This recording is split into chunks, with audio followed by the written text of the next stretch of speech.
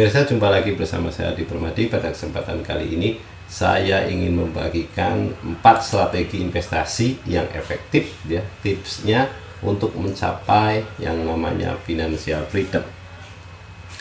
Financial freedom adalah saat seseorang bebas secara keuangan. Ini artinya berarti kita bebas melakukan apa saja yang disukai dalam konteks keuangan. Bekerja jadi hanya sebuah hal yang dilakukan karena passion, karena kebutuhan dasar sudah terpenuhi. Secara teknis, keadaan financial freedom ini di mana pendapatan pasif dan pendapatan investasi dapat menutupi pengeluaran. Jika ingin lebih aman lagi, pendapatan pasif dan pendapatan investasi harus sama dengan 2 kali lipat pengeluaran. Itulah ya kenapa kita perlu strategi yang tepat tentunya untuk menghasilkan angka tersebut dengan penghasilan pasif dan investasi. Simak langkah-langkah yang harus Anda lakukan untuk membangun strategi investasi yang efektif ini. Yang pertama, tentukan tujuan keuangan. Langkah awal dalam berinvestasi adalah menentukan tujuan keuangan. Setelah itu, baru rancang investasi yang sesuai untuk mencapai tujuan tersebut. Tentunya setiap orang memiliki angka yang berbeda untuk mendeklarasikan kebebasan keuangannya. Jadi kita perlu mengetahui berapa uang yang harus dimiliki untuk mencapai tahap financial freedom tadi. Lalu yang kedua, buat portofolio investasi. Apa itu? Portofolio adalah gabungan dari beberapa investasi dengan porsi tertentu. Tentunya membangun portofolio ya adalah langkah yang penting dalam berinvestasi. Supaya apa? Tentunya untuk meminimalisir risiko investasi dan mendapatkan keuntungan yang besar. Jika salah membuat portofolio investasi, risiko bisa jadi itu akan terlalu tinggi. Ketika menghadapi pasar dalam kondisi yang kurang menguntungkan, investasi juga bisa hancur tentunya. Disinilah kunci efektivitas sebuah investasi. Strategi terpenting dalam membangun investasi yang efektif itu terletak pada pembuatan portofolio investasi yang tentunya yang baik.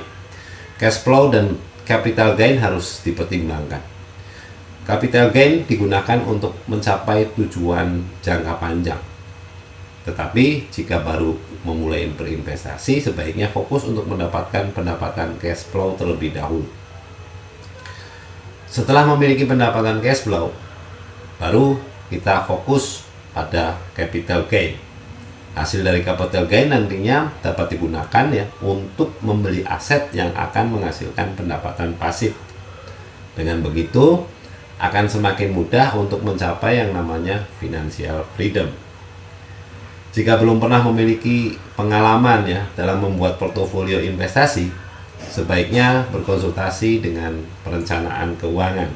Pastikan kita berkonsultasi dengan perencana keuangan yang kompeten ya agar portofolio yang dibuat itu efektif. Yang ketiga, implementasi investasi. Jika kita sudah yakin dengan portofolio investasi yang dibuat, segera lakukan langkah implementasinya.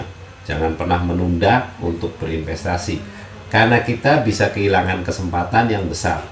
Patuhi portofolio investasi yang sudah kita buat. Jika ingin menambah modal investasi pada salah satu produk investasi, tambahkan modal pada produk lain yang lainnya juga ya tentunya sesuai dengan porsinya. Tentunya dengan begitu, proporsi setiap instrumen investasi dalam portofolio kita tidak akan ada perubahan.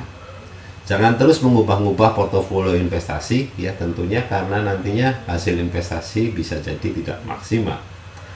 Kadang seorang investor terpengaruh dengan kabar terbaru atau isu-isu yang tertentu yang mengenai investasi. Akibatnya, investor merasa harus mengubah-ubah portofolio investasinya ya sesuai dengan isu tersebut tanpa mempertimbangkan resiko yang akan timbul.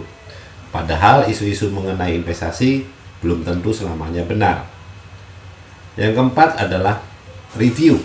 Berkala implementasi investasi itu bukanlah langkah sekali jadi ya.